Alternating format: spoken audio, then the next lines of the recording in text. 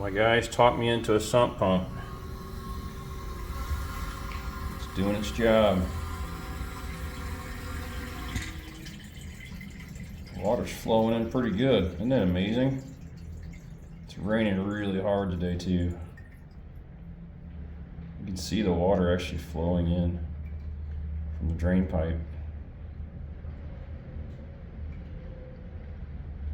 This is what the Shamrock needed all along, was a sump pump.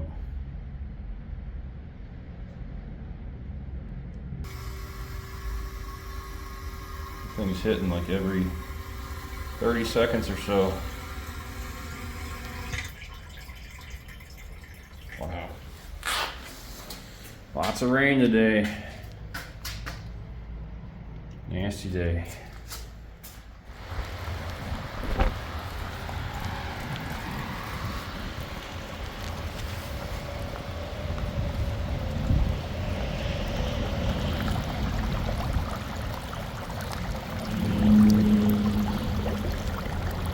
Man, it's a lot of water coming out of there.